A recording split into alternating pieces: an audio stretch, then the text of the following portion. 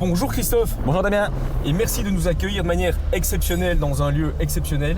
Je pense que ça ne s'est jamais fait de rouler dans les allées du salon de l'auto avant son montage. C'est tout à fait interdit, je pense. Alors je vous confirme que c'est effectivement une grande première. Un tournage comme ça avec un véhicule en mouvement durant le montage du salon. On n'a jamais osé le faire précédemment et voilà, c'est une grande première pour vous et pour nous. Alors on est à J-4 avant le salon de l'auto. On a un plein chantier, mais vous ne serez jamais en ordre. Alors si, on sera en ordre, on sera prêt le 9 au soir avant la grande journée de presse qui est prévue le 10. Ça je vous confirme et je vous rassure qu'on sera bien prêt. Simplement oui, c'est un peu impressionnant de voir, ici on est à 4 jours de l'ouverture, de voir que les stands sont encore en train de prendre forme. Mais tous les gens qui sont là sont des gens qui ont l'habitude de faire ça. Et d'expérience, je peux vous dire qu'on sera prêt pour recevoir le public le 10. Quelles sont justement les grandes étapes dans la construction d'un salon? Alors les grandes étapes, ça commence déjà au mois de mai de l'année qui précède le salon. C'est à savoir réunir l'accord déjà des marques automobiles pour participer au salon. Ensuite, c'est établir le plan et le puzzle entre chaque exposant, puisque en général les exposants ont une idée bien précise de l'endroit où ils veulent être présents et des voisins qu'ils veulent avoir ou ne pas avoir à côté de leur stand.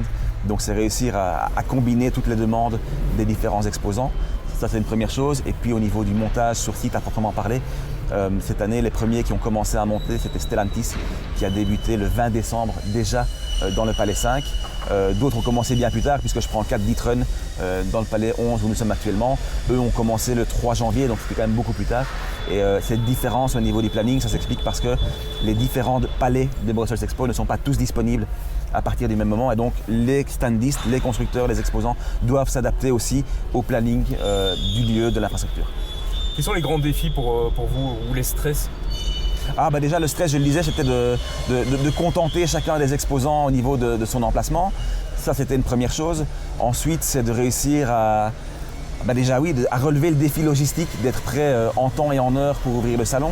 Et puis le deuxième défi c'est de convaincre le public de nous rejoindre. Et là je pense qu'on a quand même pas mal d'arguments cette année. Je pense qu'on peut en parler peut-être plus tard, mais au niveau de l'affiche qu'on a réussi à composer, je pense que là aussi on est sur une grande première pour le salon en 2025. Vous avez déjà eu, peut-être pas cette année, mais les années précédentes, des anecdotes? Oui, certainement, des anecdotes, oui, beaucoup.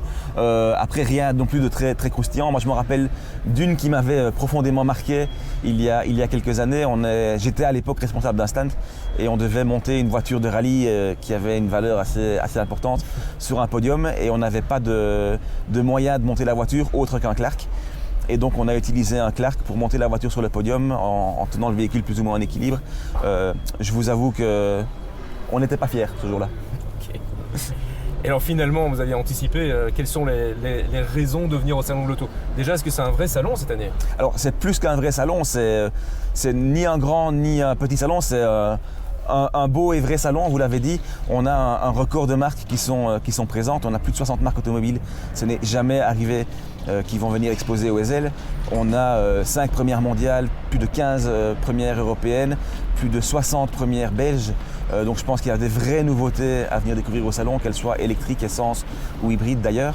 On a également voulu faire plaisir au public en réunissant plus de 40 supercars, dreamcars qui vont être exposés et pour lesquels il n'y aura pas de tickets supplémentaires à payer pour venir les découvrir.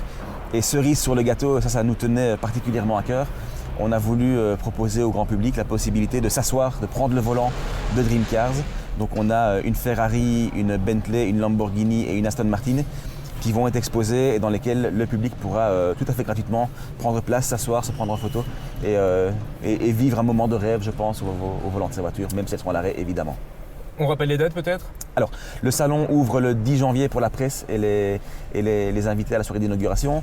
Le 11 janvier pour le grand public jusqu'au 19 janvier avec 2 nocturnes qui sont prévues comme d'habitude le lundi et le vendredi pour un ticket d'entrée à 15 € en entrée générale. Donc le prix n'a pas changé? Le prix n'a pas changé, c'est probablement le seul prix qui n'a pas évolué à la hausse ces 4-5 dernières années. Pas d'inflation sur le prix du ticket du salon. Ça nous tenait aussi à cœur de garder un prix abordable pour tout le monde. Super. Très grand merci, je vous laisse bosser parce qu'il y a encore beaucoup de travail. Effectivement, le vent autour de nous, il y a quand même pas mal de choses encore à préparer. Bon montage. Merci beaucoup. Bon salon, meilleurs vœux. Merci, meilleurs vœux à vous aussi. Et bonne route. Surtout bonne route.